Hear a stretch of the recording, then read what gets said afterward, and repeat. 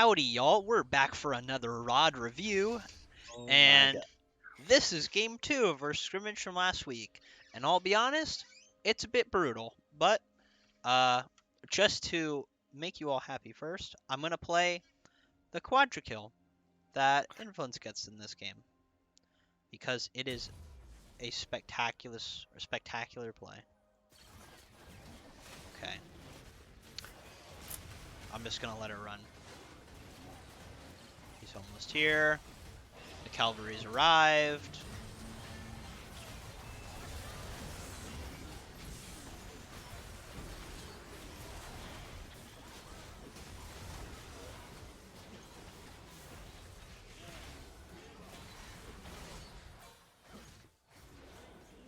Okay, now that we have that beautiful quadra kill from Invalence out of the way, let's start. Okay, I'm beginning in top lane. Let's see here. Okay, I'm really going to try and be gentle with you, Shreya, because you did buy Maokai for this game, so I'm not going to critique your mechanics, but there's a couple of just pointers here in case we ever have to whip out the Maokai again. You go for a good trade here. Okay, you get the E, you get the W, you get the Q, walk away. Okay? You're Maokai. You don't have mana. You don't have CDs. You don't have passive. Okay? Your trade's done. Just walk at this point. But you walk towards him, you continue to auto him. At this point, Ornn doesn't lose a trade. He's going to hit you with W, he's going to hit you with Q, he's going to hit you with E. You don't win. Walk away earlier, you'll be fine. And, I mean, again, I'm not going to nail it home too hard. But at 5 minutes, you come back, you try to help out, and you do really good, right? Right. We're getting to it. Right here, you pull them off a complex. Complex gets out. Okay? Walk back up to your tower. You're done. You're done. You did your job, brother. You don't need to keep going. But you try to take the fight with Ornn, and too little, too late, you try to walk away. So yeah, just in the future, just terminate the fights early. If you don't have health, you don't have CD, you don't have manas, especially on Maokai, you're not gonna do anything. Okay. Okay. Wait, I have the wrong timestamp. Sorry. Okay. So this is just kind of a brutal play. You're already having a tough early game, but you stay. And we know that Sejuani's on the top side of the map here. You do have a ward, but you have it back here. And right now you're all the way up here. He has you frozen just outside of his tower. It's not a good spot for you to be. You want to be very, very careful if you step up here. You can always you can maybe throw a sapling down here instead of up here. That'll give you vision. That'll allow you a little bit of time if Sejuani tries to show you what's up. But you don't have flash. You just got to be careful, brother, because what ends up happening is Sejuani comes up, and then, I'll play it, but from this point on, you just get CC locked. You don't play the game.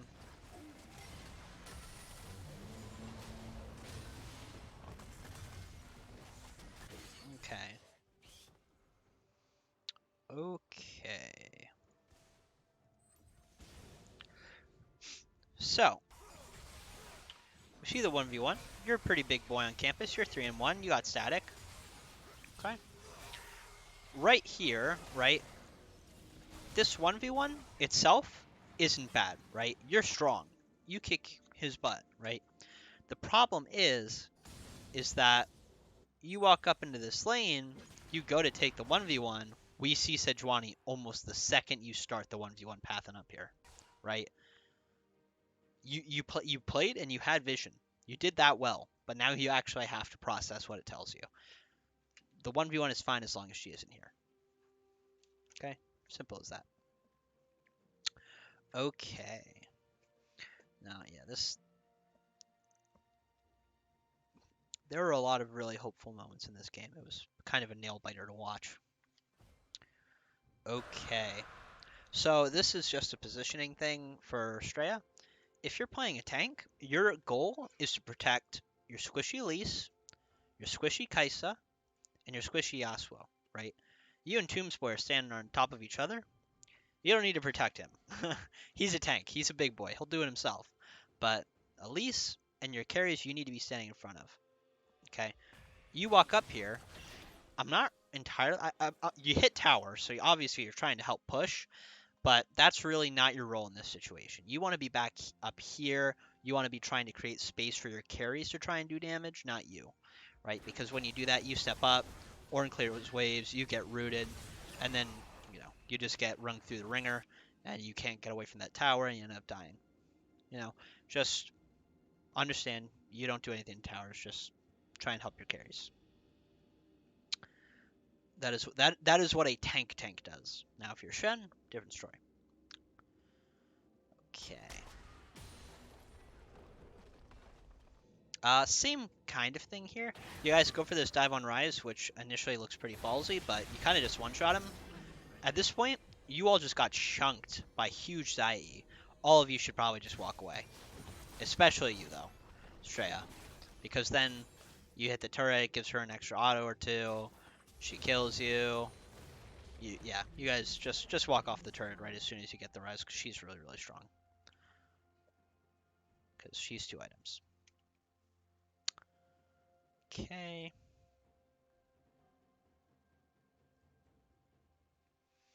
Let's see here. Oh, okay. This is a macro thing, Straya. The situation here happens where you're at Baron, and we know Ornn is pushing bot, right? We know that he has Demolish, but just to prove it to you, you can hear it, and I'll show it to you. Pop. Okay. Here's the thing. If you go back for that tower, he has TP.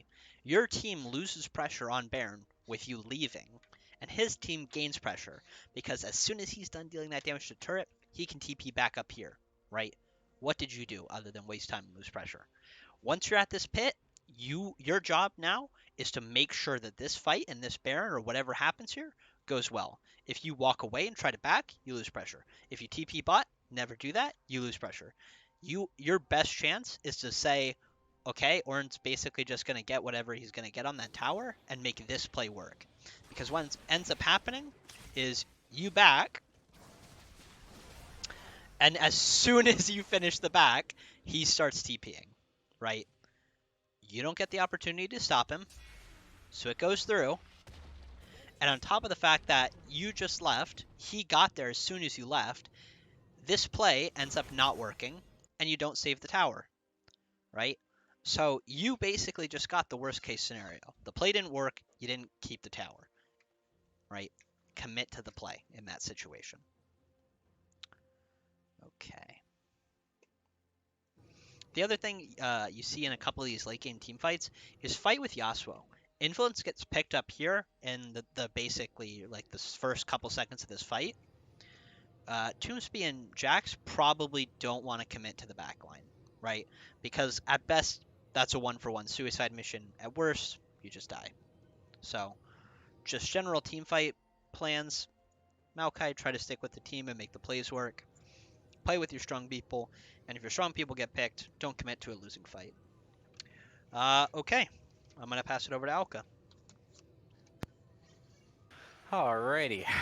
I'm going to go ahead and start with the least painful lane in this case, which would be support.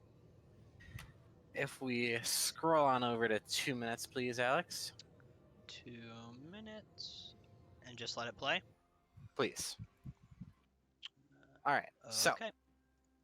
this is the early start of the lane, where you look like we're going to get level 2. Before them, we have one more caster than they do. We execute the minions because we have, stone plate, or not stone plate, I'm sorry, shoulder guards. We kill the minion, you're walking ahead, very good. We wait until after the Xayah flashes to use our Q. Just next time, level up your W immediately and just WQ the Xayah. Instead, we actually lose a lot of HP. Fortunately, Jax is able to trade back with them and get it back to, back to you guys having an HP advantage. But if you just WQ, you get a lot of damage onto Xayah, and she has to flash. That's not a big deal. Just WQ sooner. Moving on over to 7 minutes, Alex, Exactly. please. Okay. Got it. Alright, so good roam timer, your ADC is in base. The flash here that you do onto the rise is unnecessary. You know, he's a low mobility champion. You don't really need to catch him by surprise. You honestly can pretty much just walk at him and then WQ him. Um, Flashing here, you know, gives you the element of surprise, but um, you know, you don't really need the element of surprise because if he tries to ult away, you're just going to CC him. And if he tries to walk away, you just, you know, you're already in range for a WQ. So the flash is a little overzealous, but honestly, it's fine to flash WQ someone who has mobility. But in this situation, it's not needed. Scrolling on over to 8:55, please. Okay. So here at 8:55, we see the Zion Pike autoing the tower. Eventually, they back off. You're still walking to lane, so you should be definitely watching your lane and understanding where your lane opponents are. And for the next 15 seconds, you don't see them. It's now 9:15. You haven't seen them for a while, so chances are they've probably backed or roamed. I don't see any pings that indicate that they roamed, and you pretty much just sit here in the lane, helping Kaisa CS when you could be, you know, getting a roam off somewhere, getting vision down. You know, you just came from base, so now you have 2 wards in your inventory, and you also have 2 pink wards. So, you know, roaming mid here, we could potentially get another kill. We just ganked the Rise. We know he doesn't have flash because he just got into a fight mid and used it. So roaming mid and getting a kill potentially would be pretty solid in this situation. Moving on over to 11:35. 11:35. Got it. Hold on. All right, so at this point in the lane, we're not exactly strong. We see Pike going for a hook. That means they really want to fight. We really do not. Kaisa has elements of, you know, Manamune, and Kaisa has elements of, what's it called? Essence Reaver. So here we really don't want to fight. She has a lot more AD than our ADC because Kaisa is going the scaling build.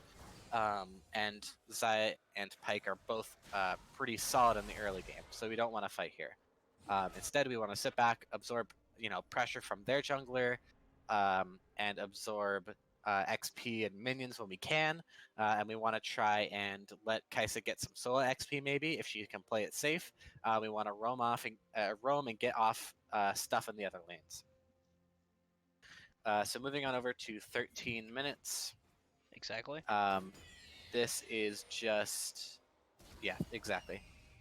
This is just another time where your ADC is in base. You have 2 wards in your inventory, 2 wards in your trinket, and 2 wards in your inventory, one being in your Targon's buckle, and then the other one being just a control ward. You know, you're not going to be able to save the tower, especially since we see the Rift Herald. Just go and try and get vision at the mouth of your river. I see you already have a pink down to the other one, but or at the entrance to the one that the blue side is on, where Gromp is. But we don't have any other vision. We have Scuttle and River, but we want to be able to make sure we have Pixel brush warded and stuff like that. You know, this is a perfect opportunity to roam. There's no one in lane. Your Kaisa's not there. They're leaving and going to Dragon. You can get defensive wards down and sort of increase that vision score that we talked about in the last VOD.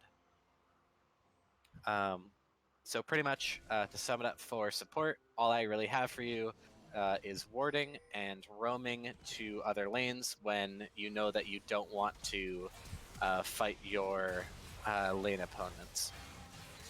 Or when your lane opponents aren't even in lane. Your biggest roam timers as support are if your ADC is dead or in base, and if your enemy is missing. Alright, moving on over to ADC. Scrolling it on back to 3 minutes and 40 seconds. Okay. We see Jax is ridiculously low on HP. This might be where I think he cancels the back here. Oh, nope, he actually completes the back. So it was a little bit beforehand. We don't really need to see it. But Jax pretty much sits in lane, just trying to absorb XP and minions. But honestly, at this point, since you're so low on HP because we messed up our level 2, or I think there was a fight after our level 2, but we took a bad trade. We needed to sort of, back a little bit sooner. You're going to miss more minions. So here at 4 minutes and 20 seconds, if the clip's still playing, right, Alex? Yep. We see Jax immediately upon entering back into lane. You take the Pike Q, sort of disrespecting him, and you get insta-bursted down to half HP. And now we're starting lane again, the laning phase back with half HP. We don't really want to do that. We want to make sure we're laning and preserving health as much as we can, especially in a lane where you don't win 2v2. You want to absorb as much gold and XP as you can and actually scale up. Moving on over to 1815, Alex, please. Okay. All right. So, dragons killed, and we're still farming. That's a sign that we're about to get killed. Especially considering they have a rise. Jax manages to escape here because Tombs fortunately manages to WQ the backline and offers Jax a escape with Cleanse and his R. But realistically, we shouldn't be, in that situation. We saw the rise walk out of mid down to dragon, and as soon as we saw that, we should start to back up, and especially as soon as we see the dragon has been killed, we need to immediately back up, instantly. Which means that there's, your enemy ADC and support are definitely on dragon with their jungler, and Ryze isn't in lane. That means he's also at the dragon, and sort of champion-specific knowledge, knowing that Ryze has a long-range, flank tool with his ultimate, Realm Warp. We want to sort of respect that and back off and give, the CS that we were trying to get in the first place, because we just don't want to be, a walking sack of 300 gold. 17 minutes and 30 seconds. 17 minutes, 30 seconds. Gotcha. All right. Watching this clip roll out, Kai'Sa's trying to defend the mid lane tower. Pyke pretty much walks forward and Flash tries to Q her, and Kai'Sa has to burn her Flash. It's sort of an unnecessary loss because they were going to get that tower anyway. We don't have to be under it. It's a couple auto attacks away from it. It's pretty much just standing gold. Having your Flash as a defensive tool is a lot more valuable than Pyke's Flash, because you're the entire team's not trying to kill Pyke; they're trying to kill you. So not having a Flash tool on a champion without a dash can be pretty rough at times, especially if you're short ranged like Kai'Sa. Though fortunately for you, you do have your E for a little bit of added mobility, and as well as your R.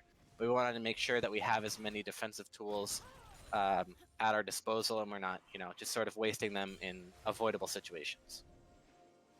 So now we get into the team fights, and sort of the Kai'Sa ultimates that I said we needed to work on a little bit.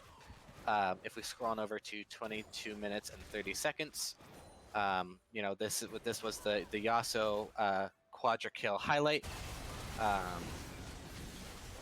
At 22 minutes and 30 seconds, you're a little bit out of this fight. You are in towards the Xayah, and instead of sticking with your team and kiting back, you try and 1v1 the Xayah. You almost get her, but this was sort of a rough, Kai'Sa ultimate. If you want to replay that again, Alex, if you want to go back to 22:15. Okay. Hang on, let me get there real quick. All right, so starting at 22:15, if you want to play that on half speed. Half speed. We see them. They're starting Baron. If we're watching them, they're tanking Baron. Pyke's low on HP. They're looking like they're going to do Baron. Kai'Sa's running over. Ryze's bot lane. This is probably a one fight. It's kind of a 3v5 just because Pyke is so low on HP. We see the Alistar initiate. The Yasuo follow. You are into pretty much the middle of all of them. If you run down to where Yasuo is and auto attack the Sejuani and Ornn, you know, we're able to clean this fight up a little bit more effectively, and you don't have to die. Pretty much what you do is you are in, and then try and walk forward into the Kaisa, or sorry, the Zaya, who's really good at kiting back and away from enemies. And she pretty much ults, and then she pulls her feather back to her, and she does half your HP, and then you get exhausted. So pretty much what you do in this fight is you ult in, you take the Zaya to low HP, and that's it. We can be a lot more effective here by auto attacking and getting, you know, our passive damage off on the tanks, and surviving, and just having another member with Baron on our team. Walking or scrolling on over to 27 minutes and 50 seconds. It's sort of the same case where it's a little bit of a rough R. Let me get there real quick. 27 minutes 50 seconds, Alex. Yep, already there. All right, give me 1 second. Okay. So, instead of walking down, you can go ahead and play it, Alex. We are down. Zaya pulled her feathers back. We ripped them, or she pulled them forward, and instead of Eing backwards, we end up Eing forward into the enemy and just taking free damage. What we do instead of auto-attacking the champions and kiting back, we cleansed and walked forward, and then we flash forward, and then we eat forward. All of which were very aggressive. And sort of costs not cost us the fight, but definitely costs us, you know, a kill.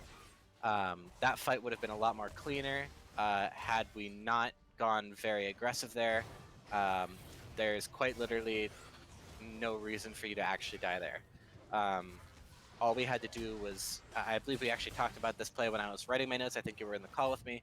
You said it was sort of a solo queue mentality. Even in solo queue in this situation, I've watched it back a couple of times since then. Even in solo queue, this is going to get you killed. There is no 1v9 opportunity here. It's literally, honestly, just a straight fight. And Alex, if you'd like to go back to, let me find it here. 2750, and then play it at half speed.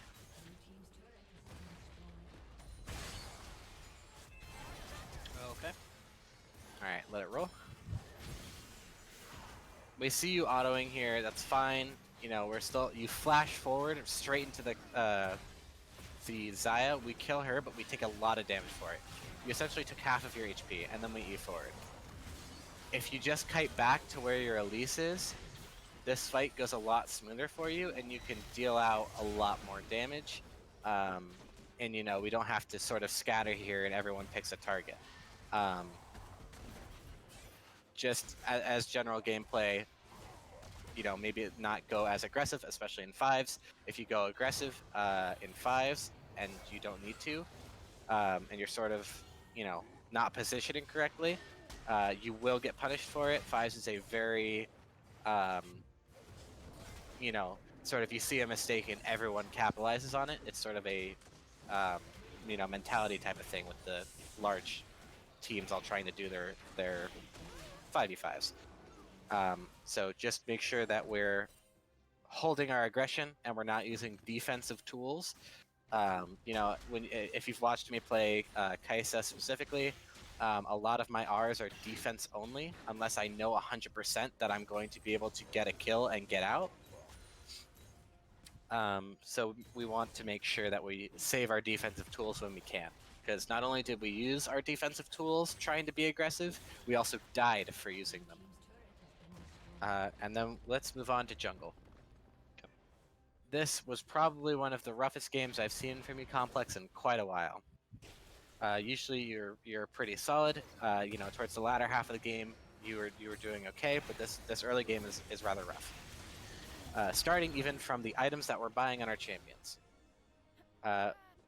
we picked up the Hunter's Machete, which is not a terrible item on Elise, but for me personally, and especially for the clear that you're about to do in this game that I talked to you about, I remember specifically telling you to pick up Hunter's Talisman, because we're starting on the red side, and we are trying to put priority onto mid and bot lane, especially as an early game jungler.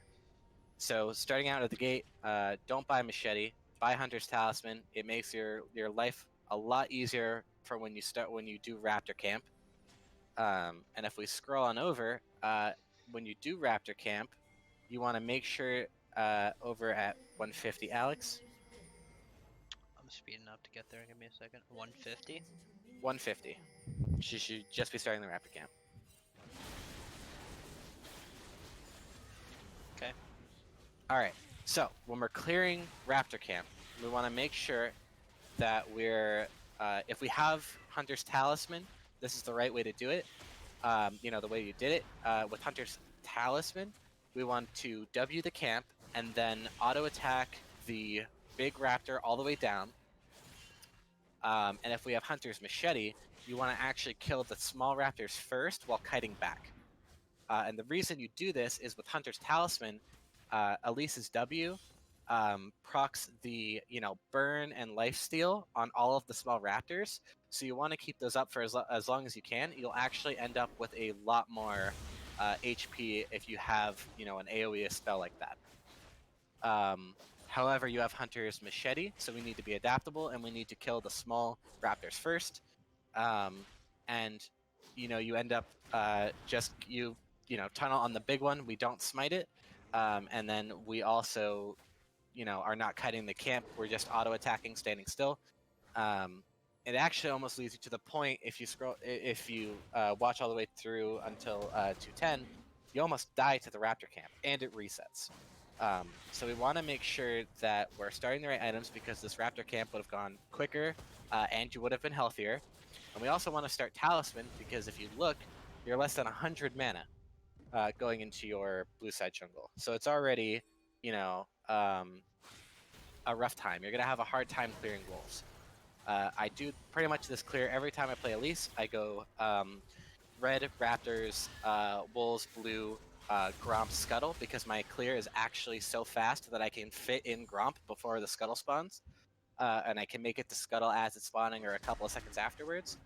But here, we see all the way at 3 minutes, Scuttle spawns at 3:15, 3:16. You're just starting your blue 15 seconds before Scuttle spawns. And you're also having to run around and auto it because you have no mana. Hunter's Talisman also gives you mana regen inside the jungle. So we're essentially an entire camp behind on this clear because we started the Hunter's Machete. Going into the Scuttle Crab play, Alex, at 3:15. 3:15. Gotcha. Okay, give me 1 second. All right, you can go ahead and let it play. Okay. We do not have Prio mid lane. We see Ryze immediately moving, and we're just trying to 1v1 the Sedge. You also have no mana. If she's trying to fight you, chances are someone's on their way. We don't have Prio. And unfortunately, Ryze collapses. Yasuo is pushed in. He has a huge-ass minion wave. He can't do anything about it.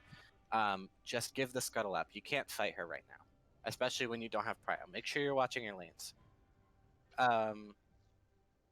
And then Alex, it should be at 350 so far. Yep. Ticking up. All right. So, watching you, come out of base, we died on that Scuttle to Sedge. Immediately, I'm thinking, well, damn, I've lost the bot Scuttle. Mid doesn't have Prio. We see you coming in here for a gank, which is fine. But we know Sedge's bot lane. She'll probably counter gank. We see him actually running towards the bot side river, which we know we just died to Sedge down there. So that means that, she's still going to be down there. She's going to be clearing the Scuttle. We overchase and end up having to blow our flash, and now we're even farther behind on our clear, and as an early game jungler. So instead, we decide to, walk back up into our topside jungle, and we start walking for the, top Scuttle. Well, now you've ganked mid, you've blew your flash, Yasuo is ultra low, and Sedge is rather full on HP. We do not contest this topside scuttle in these conditions. Yasuo can't help you. He's on a sliver. He'll get killed by Ryze. Alex, if you want to pause. Yasuo can't help you. He's just going to get killed by Ryze. Ryze has your double buffs because he killed you last time, so he has, a slow and mana. Sedge can double scuttle you here because you can't 1v1 her. You just barely escaped mid lane, and you don't have flash if you were to get caught. And on top of that, if we look at your items, you have an amp tome instead of a hunter's talisman. And this is building, the mistakes are starting to pile up here. We didn't start the hunter's talisman. Getting an amp tome, as long as we have hunter's talisman, is perfectly okay because it gives us a faster clear. However, we started the wrong item, so we have to sort of forego that to get the right jungle item. So buying an amp tome instead of a hunter's talisman is an unfortunate mistake. And then, these mistakes keep building, and they're starting to snowball out of control for this game so far. At this point, we can't really fight anyone. We don't have flash. If you want to scooch on over to 5 minutes, Alex. 5 minutes. Okay. Gotcha. So here we see you're absolutely running for your life. If you want to go ahead and play that, Alex. Yep. From the Ornn, you turn back and you start throwing your spell rotation at the Ornn. You should just be running. Cocoon and run. Unfortunately, you're sitting around waiting for the Maokai. You're trying to help him out. Maokai's trying to help you out. Instead, we should be yelling into our microphones, run, run, run. Because we can't fight this. You're a level down. You don't have flash. I'm not entirely sure about the top lane matchup, but, Ornn's already killed him once. So Ornn's going to be ahead of him. You guys definitely don't win the 2v2. Just throw your cocoon and try and walk. Maokai probably should have walked away as well. Here we end up seeing at 550, we see you starting to walk towards the bot side. You buy control wards. It's the best you can do. You start your clear down here. That's perfectly fine. But again, I'm watching you clear, and it's sort of a sad reality. You don't have the Hunter's Talisman, so camps are taking longer. This early game's honestly down the toilet at this point, right? We need to farm and not focus on ganks. If we scroll on over to 12 minutes. 12 exactly. 11:55. I'm there. All right, if you want to let that play. Here we see you trying to help your your Kaisa. You're trying to help her against the Xayah and Pyke.